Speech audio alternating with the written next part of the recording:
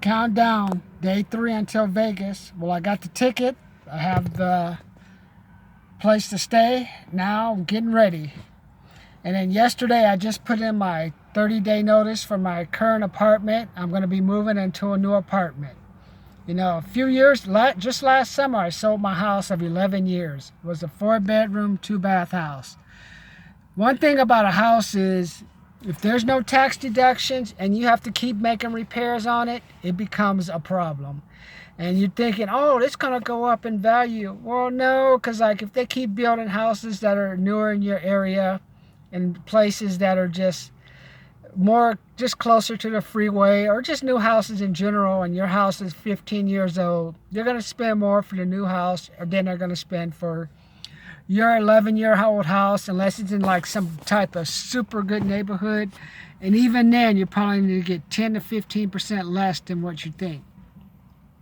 I remember, like, I had problems, like my last few years of the house, I had problems with like the sprinklers, because I lived in a 1 acre and a half out in the high desert, and they have like the water sprinkler line so that the water can get to the house in case of a fire. Well, that they don't tell you is to try to get those lines repaired, you got to find someone who can actually do the work, or just had some experience doing it. And then you're going to have to let the line, once they do the repair, it takes about 3 or 4 hours for the glue to dry. And then you go back and test it to make sure it actually works. Because if it doesn't, then you got to do the repair over again. And the whole repair, so you're looking at 2 to 3 hours, and then you're looking at about a $400 to $500 bill. That's not Mike Diamond is not going to do this for you. Trust me. I called all the plumbers, and they said, oh no, you have to be certified. So all those plumbers and phone book were basically useless. And then another problem I had was the water heater went out. I remember I was supposed to go on an important business trip, and I heard like this boom, and I went out. I don't know how many, raise your hand if you heard those big sounds and your water heater's gone out. I went out there and there was water all over the garage, and I'm like, what's going on? And then I find out for somewhere over the past couple of days, the water was crystallizing or drying, and finally the pressure had knocked something in. And so I was like, okay, now I got to get a new water heater. And then after that, I had a problem with, there's a line that comes to the house, and the water, we had like a freezing winter, and I went out there and the line was leaking from the ground, and then to save the money, I had to dig the line up, wait for the guy to come, fix the line, make sure it works, then bury the line. I'm like, a house, it just became a pain in the ass. And to make things even worse, like after the Great Recession 2008, I was able to do some things with the tax thing where I was getting my taxes reduced, because like I say, the property value went down, but now the property value was going up, and now I started getting those supplemental bills from the tax agency saying, oh, it was originally this much, now it's this much. So you're looking at $100 to $172 more. And then you're getting those every couple of months, so you end up paying almost $1,000 more than you expected for the property tax. So that's when I said, okay, I got to sell this house. And then it just wasn't worth it. And then I moved into transition, and I was homeless for a while, so I was living in the rest areas. So I tried to do that for a while. And the problem with the rest areas is you have like a lot of down and out people staying there, so that was a problem. And then I transferred from the rest area. Okay, I'll try Motel 6. That was like the crackhead heaven. Remember, one night I was living, there was like 3 guys fighting and cussing all night long. I mean, it was just a disaster. Then from there, I transitioned to Best Western. Okay, I'll pay a little more and see if it's a little bit better. The beds are nice, bathrooms are a little older. And I saw this one big black lady. She's like sitting out in a chair outside. They pulled the furniture out the hotel room, and they were eating. I was like, man, brothers and sisters, just making me look bad again. So, and I moved into this one apartment, Redlands Terrace. It's great. And then the problem was, I'm not used to living. I haven't lived in an apartment for 12 years. So this was like a big change. And then There's like a neighbor, it's like a man and a wife and 3 kids and 2-bedroom house. There's like another 2-bedroom, they call them 2-bedroom townhouses, basically 2-bedroom apartments. Charge me more. Upstairs, downstairs, and then it's like every 2-bedroom has at least 4 to 6 people living in it. I'm like, man. You know, when I was younger, when that many people lived, I call it out, used to say, only Mexicans lived in that many things. You know it. You know, you guys, what your parents say. Well, all those Mexicans, like 6 or 7 of them living in one apartment. Well, that's how the white, the black man, and everyone else is doing it today. 4 to 6 to a 2-bedroom apartment. I'm like, damn. I remember when I grew up with like my grandmother, grandfather. I had to sleep on one of those pull-out box springs with my grandfather until I graduated from high school. So I lived with like 1, 2, 3, 4, sometimes 5 on a 1-bedroom house. Oh, so I had to have my space, man. I just go nuts if like I was just living with that many people. So the problem started, you know, something was happened. First, the apartment has a house built behind it. And I heard these kids, oh, yeah, like kids like, ah! I'm like, oh my fucking God. These people bought these houses next to this crazy ass motherfucking guy. Kids are hollering, just crazy shit, man. And then next door I heard, then to make things worse, at night I heard boom, boom, boom, boom, all this kind of noise. And I got a gamer next door. The neighbor's playing the game.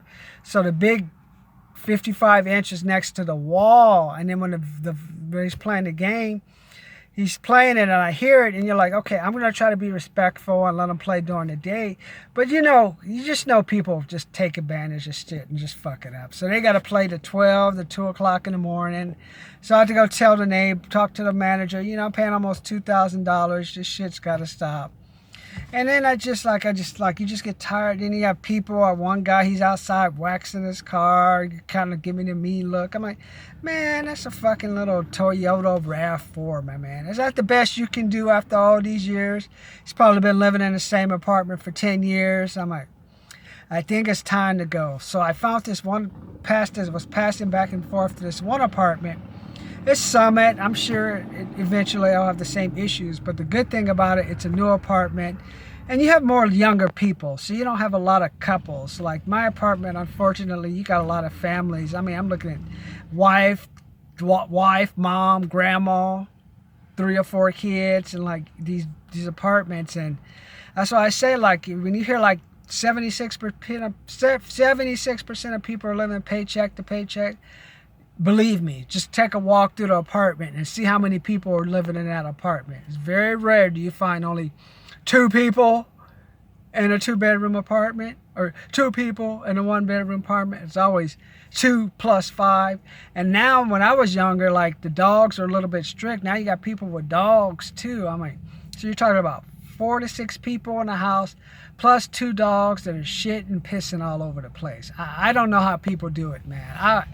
I'd rather be like homeless than to deal with that stuff. But so I'm gonna try this, and then we're heading to Vegas this weekend because I need to have a drink, man. It's been a long year, man. I realized how first trying to sell a house, I had to do it. We'll talk about that later, but I need a drink to take a break from living in apartments. I mean, that's why I'm like always be working and don't take the weekend off, because it's good to have that extra 1,000 to 1,500. If you want to just blow out the apartment, sometimes you got to just blow out, man. Because some people in your apartment complex, they've been there for 10 or 15 years, man. I'm like, I don't mind you being there 10 to 15 years, chief, but kind of keep your shit to yourself. You know what I'm saying? So as we head to Vegas, I'll give you my latest blackjack tip that I'm studying. Basically, I'm going to work on the splitting the aces and eights. I'm going to make sure if I get 2, 3, 7, it's 2, 3, 4, 5, 6, 7. If the dealer 2, 3, 4, 5, 6, 7. If those are the up cards that the dealer is showing, then I have to split my cards. If it's if I have a pair of 4s, then if I see a 5 and 6 showing, I split. I never split. You never split 5s and 10s.